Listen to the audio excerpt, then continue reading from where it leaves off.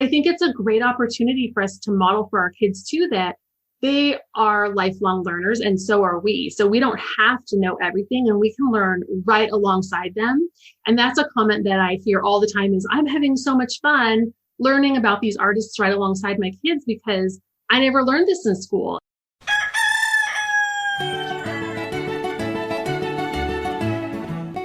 This is Your Morning Basket, where we help you bring truth, goodness, and beauty to your homeschool day.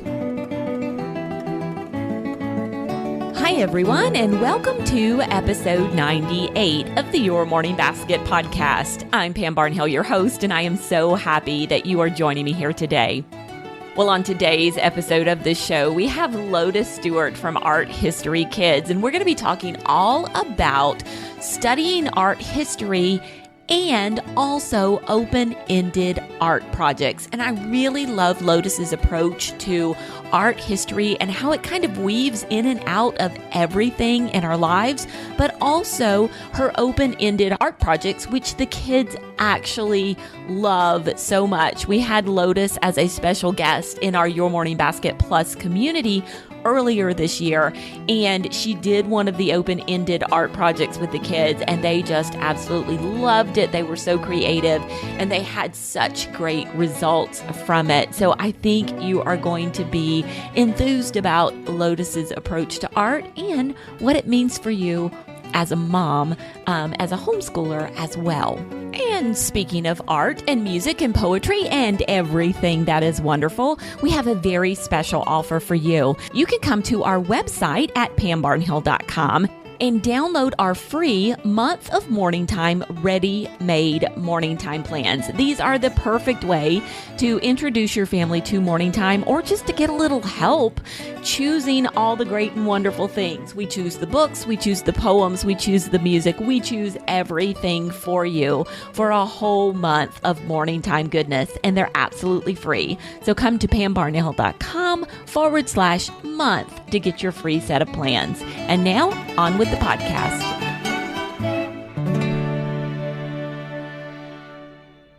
Lotus is an art-loving homeschool mom of two living in Los Angeles. She has a passion for supporting new artists, introducing them to fascinating artists of the past, and weaving art history into everything she does. She wants to help other homeschool moms do the same, so she started Art History Kids to provide moms with a resource for teaching art history in a fun and engaging way. And she does this through her artist guides and her studio membership. Her newly launched Magnificent Modern Art is a year-long done-for-you art history course that guides kids as they learn about a range of diverse artists from the last century. You can find her guides, her membership, and her course at arthistorykids.com. Lotus, welcome to the podcast. Well, thank you so much for having me. I'm so excited to be here. Well, we think it is great to have you here. We love talking about art. And just start off by telling us a little bit about you and your homeschool. Okay. I live with my family in Southern California, and we kind of fell into homeschooling by accident. So I never thought that I would homeschool my kids. But when my son was 5 and it was time for him to go off to kindergarten, he was just not the kind of little kid who was interested in sitting still or listening, or, all those things that would be asked of him in school. So I don't want to set him up for having a hard time in school. I'm just going to keep him home and see what we can do at home for a year, and then we'll see where it goes from there. So I dove in and started learning a little bit about homeschooling, and I got connected to some fun resources. There was a field trip group in our area, a park day. So we had all these amazing resources in our area. And it was so much fun. And then the next year, I asked him, would you like to go to school or do this again? And he wanted to continue. And every year it's kind of been a really short conversation. Do you want to go to school? And we've homeschooled every year. So and my daughter is 2 years younger than him, and she's been in the mix as well. So we have so much fun. And she kind of threw me a curveball because I figured everything that worked for him, I'll just do it again for her. So when she got into kindergarten and first grade, I pulled out that curriculum and it did not really work with her. She's a different kind of learner. She's interested in different things. So that was an interesting kind of adjustment to think, oh, wait, this is part of the beauty of homeschooling. I don't have to use the same thing for both of them. I can adapt it for each of them, find new things, and really meet them where they're at and give them what they need. So that's been one of the most fun things, I think. We started out with a box curriculum, and then over the years, I've kind of begun to piece together different resources. We use, one curriculum for literature. I do my own thing for certain, other elements of their education. And then they're in a couple of online memberships. And now it's just like this fun patchwork of all these different things. So it's been really fun to find all of the amazing resources that are out there in the homeschool world, and then to kind of curate this education along with their, input and learning what they're interested in knowing about, and diving deep when we want to, and then going broad when we want to, and just having that freedom and flexibility. So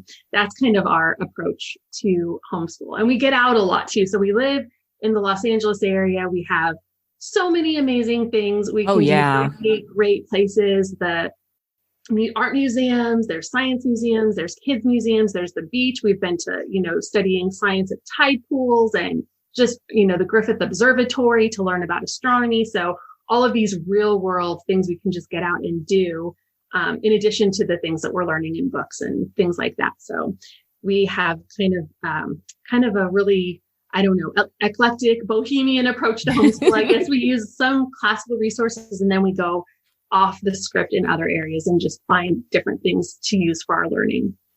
I love that. Okay. So a couple of things, like you said, curate an education. And I thought, oh, that is such a great turn of phrase for kind of what we can do as homeschoolers, is curate this education for our kids. And then what a testament to the power of homeschooling that you were able to recognize that your daughter needed something different and say, oh, I'm going to provide that. Whereas, if you had been a classroom teacher, you probably wouldn't have done that. You wouldn't have been able to do that because of, you've got a bunch of kids in one class, and you kind of have to go with what you've got, whether that's, the way that they learn or not. So awesome. And so awesome that they keep choosing it year after year, as well. So what a great story. Yeah, it's been really fun. And we just love it. It's been really fun. And we've moved around the city a little bit too. And it's amazing because every time we do, we find another play group, another park day, my daughter's been in the same homeschool Girl Scouts troop since she was 5, and she just turned 12. So there's all these really great opportunities. I think it's so funny when people worry about kids, not getting to be with other kids, or, not being social enough. And we find the opposite to be true. Sometimes I'm like, you know what, guys, we haven't really done this like sit down kind of book learning for a few days. We need to we need to tone back the going. I mean, this was, of course, pre-pandemic. Right. It's been different this past year for us. But yeah, it's so much fun. And I love finding different things, putting things together for them, finding things that work for them, different programs. And it's interesting how things that worked, for a couple of years just stop working sometimes. And you do have to curate something different. And I always think of, I don't know if you ever watched The Love Boat, but Julie, the cruise director, who would, people would want to do things, and she would just facilitate their dreams. And I feel like that's kind of what I'm a facilitator of their education. Oh, you want to learn about, my son was interested in world flags. Okay, let's see what we can find. So I just, hear from them, listen to them, and then go from there. And it's fun to explore.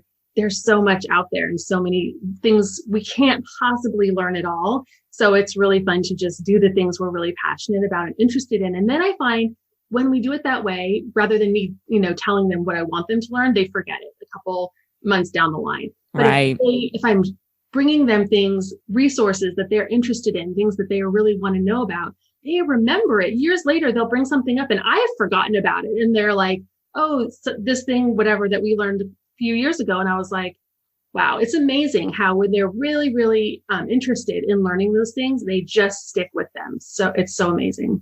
Yeah. I love that. And yeah, I totally remember Julie from The Love Boat, which dates both of us. Yes. There's some younger moms out there going, what was that? So look it up on Hulu or something. Yes. Oh, well, why was it important to you to make art history a large part of your homeschooling? Well, I didn't really know it would be until it just, again, just kind of came up organically. So when we started homeschooling, I was using this box curriculum and there were some art activities in there and they were good. But before we had homeschooled, when my kids were really little, one of the things we did is we would go to art museums all the time. And so many art museums now, they have these amazing things, activity centers, things for kids to do, hands-on things. And so that was just one of the fun places where we would go, even from the time they were 2 and 3 years old. So when we started doing this curriculum, and it just seemed like there was a lack of real, like, good hands-on creativity. The art was fine. There was art in the program, but it was less than what we had been doing before we started homeschooling. So I thought, I want to bring this in. And I started looking for things. I started looking online and seeing what I could find. And everything I found was either it was too academic, it was really educational, but not so fun for the kids to explore things on their own, or it was kind of like crafty, like cutting out, doing pom-poms and sparkles and things that didn't really relate to the artist and kind of missed the point of learning about that artist. So I wanted to introduce them to these artists to get them to understand, not at that age when they were so little, but just at that age, it's more about awareness. Just here are these artists and here's what they did. And then as they get older, kind of bringing in that historical context and the reasons why they created art the way they did and what might have influenced them and them as people and all of these cool things. And I couldn't find it. So I just started piecing it together myself. And it became one of the most fun parts of our homeschool. So I'd find that it would get brought up in different things we were doing. So different, science activities, or if we were reading something or just driving in the car, somebody would see a billboard and mention, oh, that reminds me of this art thing that we saw or did. And I thought, wow, it's this great thread that kind of brings everything that we're learning together and creates this amazing foundation for them just to be able to, explore their own creativity and, their critical thinking skills and all of these things. So I decided to bring it in because I found it missing in the box curriculum that we were using. And I just wanted to make sure that they were from a really young age exposed to all of this art, because it is kind of like they have such unlimited creativity when they're little. They just look at things in a totally different way. And it's such an opportunity to tap into that creativity and then continue to nurture it as they get older. I love that. And I love you talking about how it's a thread that ties things together. And there are so many threads like that out there, but by kind of capitalizing on this thing that your kids enjoy doing, and it really can become a thread that weaves together so many different topics and subjects in your homeschool. And you've kind of gone into something that they enjoy. And something that comes to mind is thinking about totally the opposite, but something like weapons. If you have this kid who's obsessed with swords or something like that, well, you can go back and look through history and find knives and swords and early tools and what they looked like in the 17th century and the 19th century and the 20th century, and really kind of capitalize and learn so much about artisans and metallurgy and history and so many things just from studying that one topic. And art is the same way, and actually probably even more robust than my example of swords. But you can learn so much about the world around you and so much about history and just different things, technology and other things through the ages, through the study of art. And if you've got a kid who's interested, it's a great way to tap into that. Yeah, it's so fascinating how it really does. And with any subject, they all connect, and that's what's so fascinating. And I found I didn't realize these things until I was in my 20s and 30s. I didn't make these connections in my own mind. These connections weren't something that were anything that we were doing in our school when I was a kid.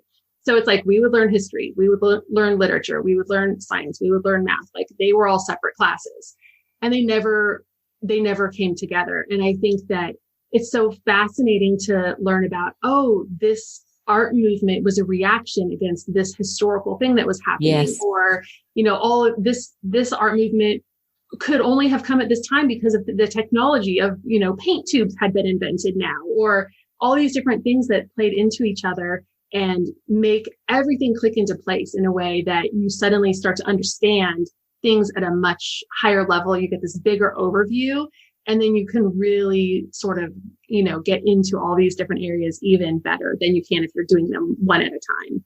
Yeah. Yeah. Okay. So let's talk about a couple of kind of like sticking points because Lotus loves art and Lotus kids love art.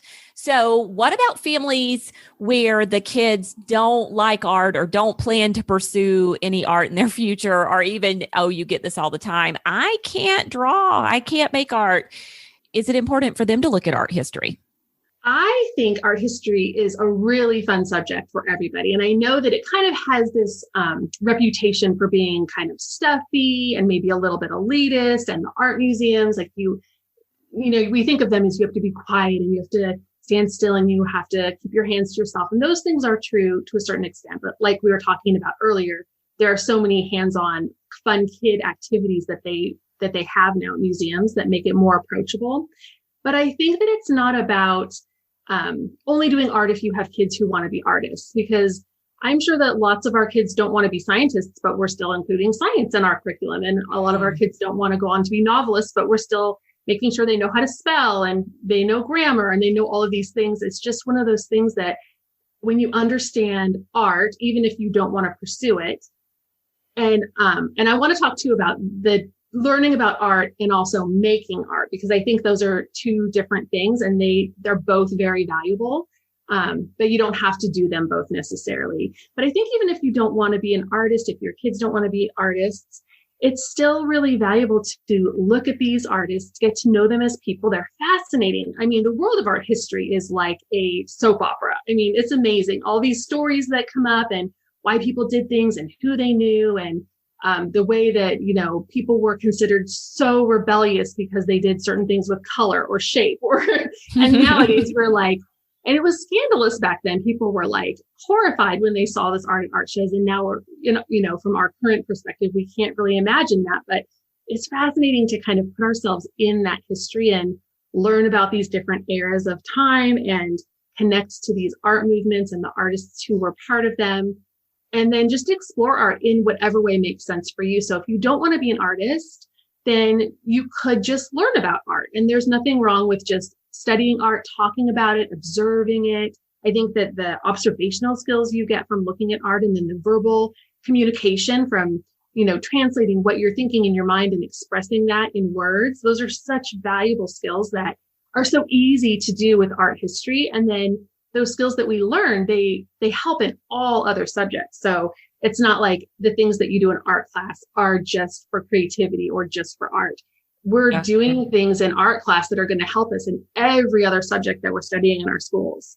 So I love that. Yeah, very much so. So like practicing the narration and the conversation and the thinking skills and the communication and all of that stuff. So important. Well, before we get on to talking about making art, because we're going to do that in a minute, we've talked about the reluctant kids. Let's talk about the reluctant mom. And usually when we come across a reluctant mom, it's because of a lack of confidence in some way. I never took art or art history in school. I have very little background in art. So how can a mom find the resources to grow in confidence with teaching art to her kids?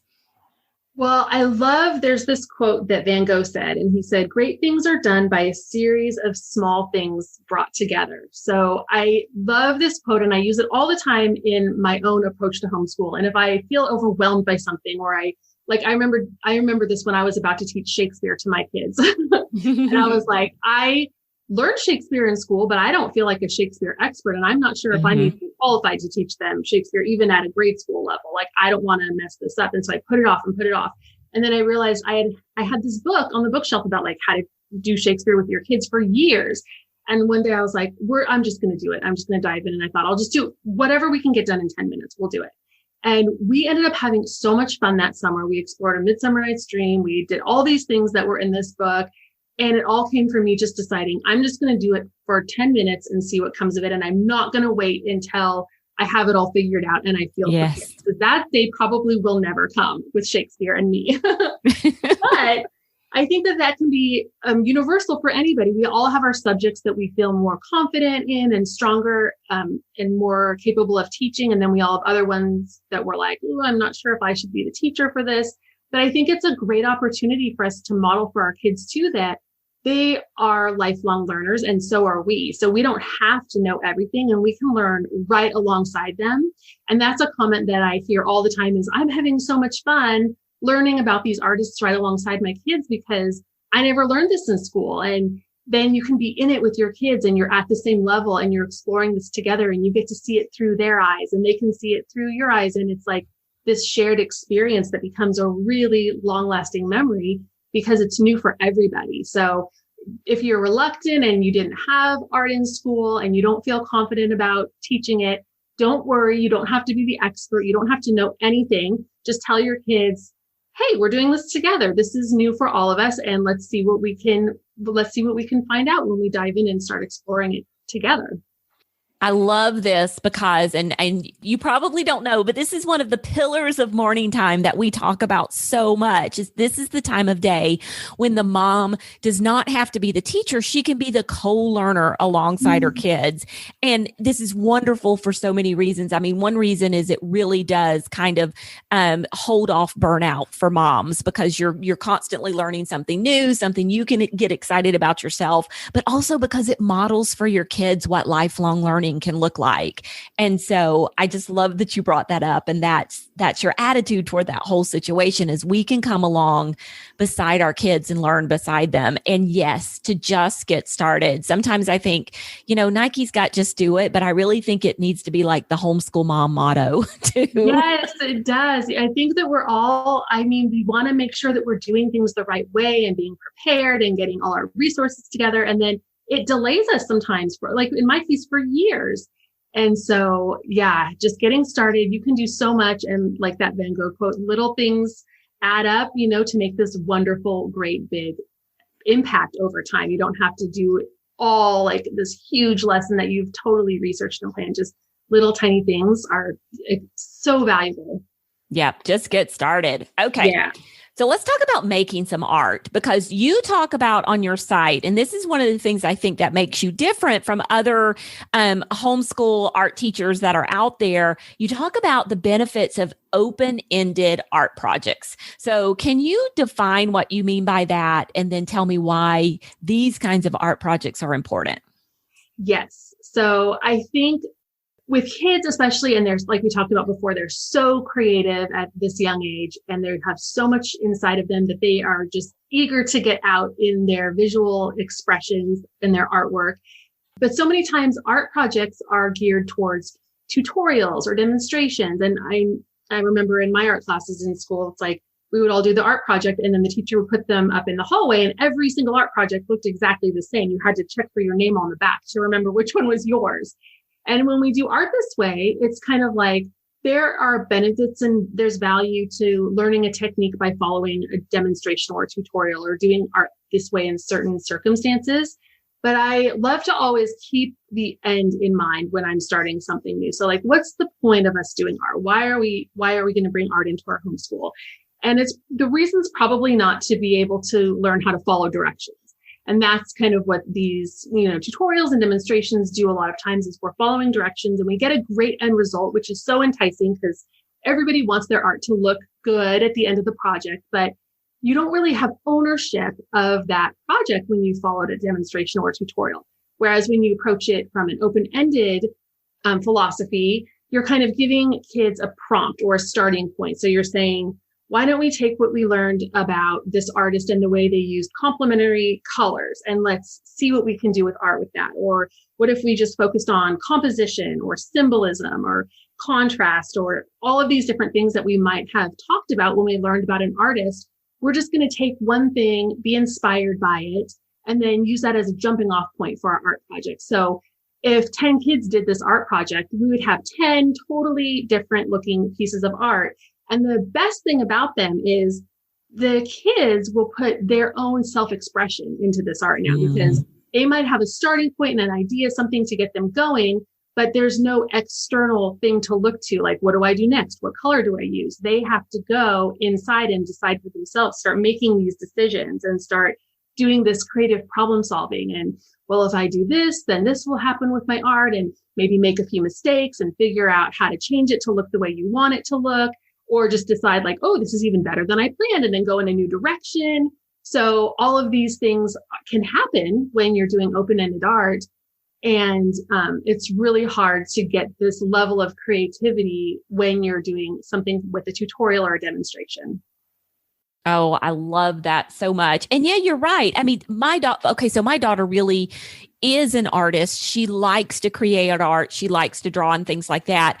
And she goes to YouTube looking for tutorials because she wants to know how to do something specific. And so that's her end goal, is that specific thing. And that's why those tutorials work great for that. But if you're just exploring art and getting messy with it and learning about different aspects of art from, a particular artist or history, if your end goal is exploration, then I love the fact that these open-ended projects, that's the way to go, Yeah, exactly. Yeah, there's different things. And sometimes those tutorials are great. Like I'm not saying never to use them. I think that they're so valuable for a lot of things, but I think that a lot of kids, they almost get to a point where they've done so many tutorials and demonstrations that they feel like when they see a blank piece of paper, and if you give a blank piece of paper to a 3-year-old, they have no problem marking that paper up. They will just have a blast making art with that paper. But maybe at the age of like 9 or 10, they start to wonder what to do, or I don't want to mess it up. I don't want to do the wrong thing. I don't want to end up with an ugly piece of art. But it's like, that's all part of the process and just exploring that creativity. And so what if it looks ugly at the end? You can always get out another piece of paper and do something different next time. And that's the journey of, discovering how you make art as an artist, and it's fascinating too, when you learn about these artists in our history. So many of them, their story is went to college, dropped out of college because they got tired of copying the masters, founded their own art movement because they tried things a different way. So it's good to know. Like I think Picasso said, you have to learn the rules like a pro so you can break them an artist or something like that. So it's good to know how to do the techniques, and it's good to know the foundation and to know all of those things, and then take everything you've learned and forget it and just explore your own way and use what makes sense and try things different ways, come up with your own techniques that might be even better, and just give yourself that permission to kind of experiment and get messy and not worry about if it's going to look good in the end, knowing that the process of making the art is this amazing self-development that you just can't get if you're doing a step-by-step kind of art project. Yeah. I mean, it is. It's good to know the techniques and stuff, but it's also good to have the freedom to explore. It's two different things, and it's good to have both. Like, think of a scale, balancing the scale on both sides. It's totally and so often we just do the technique side and we never get to the other side. Yeah. So yeah, I love that. I actually very recently, a few episodes ago, had a math teacher named Denise Gaskins on, and she talked about the fact that, on one side of the equation, no pun intended, when you think about math, you think about like computation and things like that, but there's so much more to do with math that we never get to in homeschooling. And I think the same thing happens with art as well. We get to one side, but we never get to the other side. So that's why I love it. Well, can you give me an example of an open-ended art project? If we have a mom sitting there at home who's like, okay, well, these ladies are saying I need to go to the other side. What might that look like? So I always like to kind of see what the kids are interested in first. And so I always start there. So if you're just going to start this from scratch and you're just going to do an open-ended art project for the first time ever, just ask your kids, if they're interested in a specific artist or a certain kind of art, like landscape or portrait, or do they want to make a still life, or do they want to do something abstract? And then maybe look a little bit at an artist and how they did that. And then ask them, what's the one thing here that stands out to you? Or what's the thing here that is really fascinating about the way that this artist did this? And then you can have the kids decide what that one thing is. And I always just like to start with one thing. So whether it's, using rhythm in art, or like if your kids are inspired by Kandinsky and the way that he heard music and that influenced his art, or if your kids wanted to try to do some kind of a still life with, a bowl of fruit and then make it look abstract, or whatever they wanted to do, just start with one starting point And it could be anything. It can be totally vague. And I think sometimes the more vague, the better, because then your kids can really read into it and interpret it in a way that they want to, to create the kind of art that they're going to be inspired to create.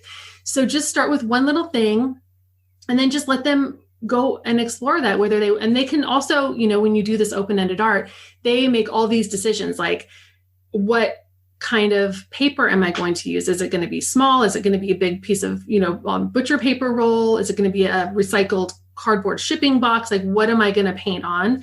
And how am I going to make my art? Is it going to be paint? Is it going to be marker? Is it going to be pastels? Whatever, all these decisions you start to make, and they all build up to have, at the end, this amazing piece of art that your kids really take this like amazing ownership of, because they made all these decisions along the way. So there's no real instructions for like how to do an open-ended piece of art. You just be inspired by whatever inspires your kids.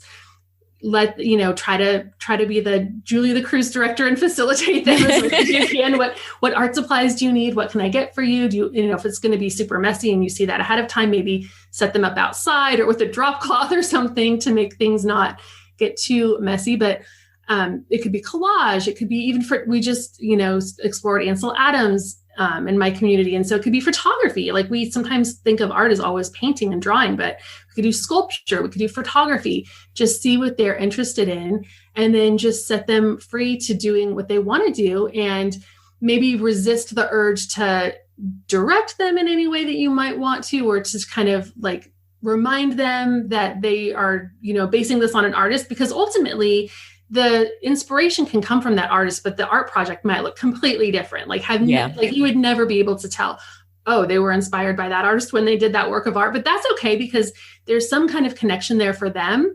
And the way they got there isn't that important. So just whatever they end up with, celebrate the effort and not really the end result. That's a really important thing with open-ended art, because sometimes it doesn't turn out the way you have it in your mind.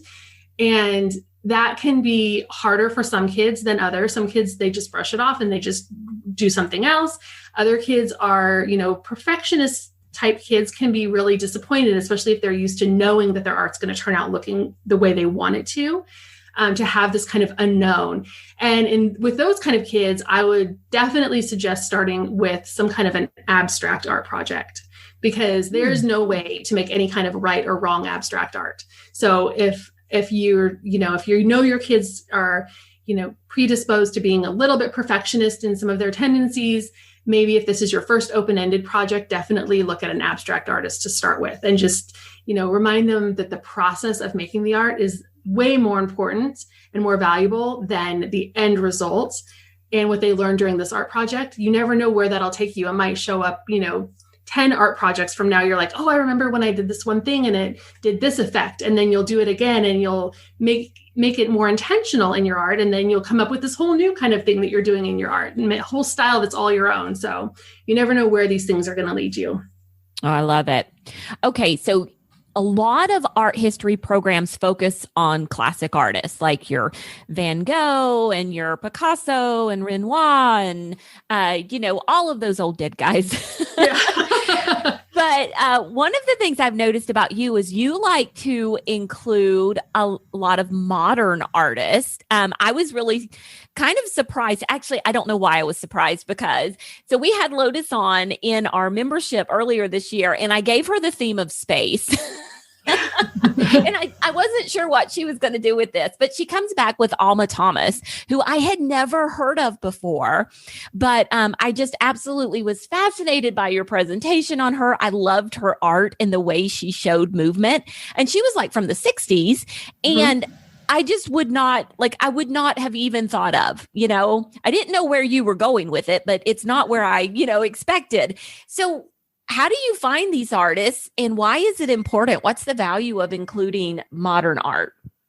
Yeah, I love to include modern art. And I think that classical art is amazing too. And all, the Renaissance and the Dutch Golden Age and all of those, and the, classical Greek sculptures and all of those things, they're so fun to look at and learn about, but they can be a little bit hard to approach for kids. They're kind of unrelatable in a way. So like if you're studying Leonardo da Vinci, and then you're like, okay, let's do something, based on what we learned about Leonardo da Vinci. Well, normally a kid's art project is going to look nothing like anything that Leonardo da Vinci created. And so it can be a little bit, there can be a little bit of a disconnect. But when you do an artist like Alma Thomas, who did these brightly colored, abstract, using shapes and having movement and having, this kind of idea that comes through in a non-representational way, these can be really approachable for kids, and kids can create something and be like, yeah, this looks a lot like what that artist did in their art. So they can feel a little bit more successful right off the bat, even if their art skills are brand new and they haven't, built that kind of toolbox of techniques and all of those things that they know how to make art in a more educated classical way yet. So I think that it's really fun to incorporate modern artists that are even, Alma Thomas, she's not alive anymore, but even artists who are, and artists who are working on, ideas and themes, things that are happening in the world around us today, because part of art history that's fascinating is learning how these artists were responding to what was happening in their world and then learning history through that. But today artists are responding to what's happening in our world right now and what's happening in different parts of the world and how are they creating art that reflects that. So it can be really valuable to kind of, learn about current events, things like that, different parts of the world. And I just tend to find artists like that through, there are a lot of cities have really great contemporary art museums that will show this kind of work. I'm on some mailing lists that, that have articles that come out about which artists are having new art shows and things like that. So I kind of hear things through that. But there are so many resources online where you can find out about modern artists. And if you live in a city with a museum, you can ask them. They're always really friendly and helpful. And they always are, insiders and know who's around and who's maybe going to show something in your area that you can go and see. But there's so many fascinating artists now doing all kinds of fun things. So it's a good balance. Like we were talking about earlier, that balance of, the past and then the present as well. That's interesting because I always tell people, go use your librarian, go talk to your librarian. They want to recommend the kinds of books that you are looking for and things like that. But you could have that same kind of conversation with the curators at your local art museum. And it had never crossed my mind. So what a great recommendation there. Yeah. Yeah. Well, what tips do you have for including art history in a morning time setting? So this is really fun. There are so many ways that you could approach this. And going back to your local art museum, this is one of my favorite things is every time we visit an art museum, before we leave there, I go to the gift shop and I get some postcards. So sometimes they're postcards of things that we saw that day, and sometimes they're not. Sometimes they're things that if you have heard me talk about going to art museums with kids before, you'll know that I recommend you don't look at everything in the art museum in one day because it's way too overwhelming. So sometimes I'll grab a few postcards that we didn't see in that museum, and maybe with the intention of going back if it's nearby, or if not, just to research it later. But I just collect these postcards from art museum gift shops, and then you can have that be part of your morning time. You can even find online, I'm sure, just collections of these if you don't have a museum nearby to go visit in person. But just to have one postcard and you just look at a piece of art and you talk about it. Again, open-ended conversation. You don't have to plan out any questions to ask them. Just ask your kids, what do you see here? And start with that and just let the conversation go where it will. Just talk about it. And a lot of times you can look up a couple of fun facts if you want to know about that artist or about the art. But you could just leave it at that, and just that awareness and just bringing that into your day, looking at the art and talking about it. Sometimes that's enough. You don't need to go further right now. You can always circle back and learn more later. The postcards are one great way. There's also so many amazing games now, art themed games. So there are like Go Fish games or memory games, or there's different puzzles or different things like that. You could incorporate an element like that and talk about the art while you're playing. There are a million storybooks about different artists. So that's probably the easiest and most accessible place to start, is just find a storybook about one of these artists and bring that into your morning time, read a little bit about them and just like kind of learn about them as a person, which I feel like is so valuable. Even if you don't really look at their art necessarily, the first time you introduce them to your kids, but just get to know them as a person and the reasons for why they made art the way they did. How did their life unfold and what led them to be the artist that they were? So just getting to know them and build that connection. Or you could get a big book, like there are these big volumes of, art history books that are geared towards kids. So there's this one called Vincent's Starry Night. Yes. And it's kind of deceptive because it says Vincent's Starry Night, but it's a whole history of art. So it goes for, centuries. And there's 1 or 2 pages on each different work of art or each artist. And it's just a great introduction. And there are a few others like that. There's a great one called A History of Pictures for Children. There's a DK one called Art That Changed the World. So there are all different kinds of books like this. So just doing 1 page in the morning would be amazing. Or if you have, if your homeschool is a little bit more digital and you're technology based, there are some fun apps. There's one called Daily Art, where each day, the woman who runs this app, she shows a different work of art and she tells a little bit about it. And this is geared toward adults. So I would definitely preview it before you show your kids that day. But 99% of the time, they're fine for kids. Like if your kids are sensitive to certain intense imagery, definitely check it out first. But the vast majority of the art that she shares is like beautiful, wonderful, kid-friendly art that you could definitely bring into your morning time. So there are so many fun ways you could bring it into your morning time, depending on what you like to do and what your kids like to do and the way you just want to approach it. So you have lots of fun options. I love it. I mean, just right there, postcards, puzzles, games, books, an app. So many fun ways and really good ideas. So, well, Lotus, thank you so much for coming on and sharing with us about your approach to art and open-ended art projects. I think it's wonderful, and we really appreciate you doing that. Well, thank you so much for having me. This has been really, really fun, and I appreciate being on. This is wonderful. Well, I know so many of our moms are going to be really interested into digging a little deeper into bringing some art history and some of these open-ended art projects into their morning time. So Lotus, can you tell us where they can get more information? Yes, I am excited to explore art with your families and introduce you to easy ways that you can bring art into your curriculum or into your morning time or just into your lifestyle in general, because that's what this really is going toward. But you can go to arthistorykids.com/newsletter, and I have a bunch of fun resources there, things that relate to different blog posts, really quick, just print out and go ideas for doing art with no prep and planning, and just a fun introductory way to explore different artists with your kids. Oh, what a great resource. Well, thank you. Thank you so much.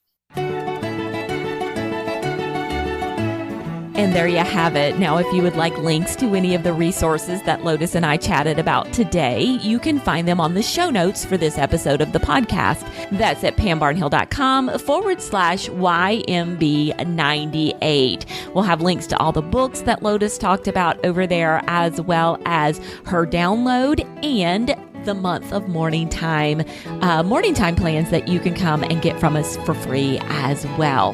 Now, we'll be back again in a couple of weeks. We're going to be having a very special guest, Mr. Andrew Pudawa from IEW, and we're going to be talking all about grammar. And this was one of those podcasts that went into a different direction than what I thought it was going to. Andrew is a fabulous guest. He does lots of research, and I think you are going to really be fascinated by what he has to say. So do come back and check that one out in a couple of weeks. Until then, keep seeking truth, goodness, and beauty in your homeschool day.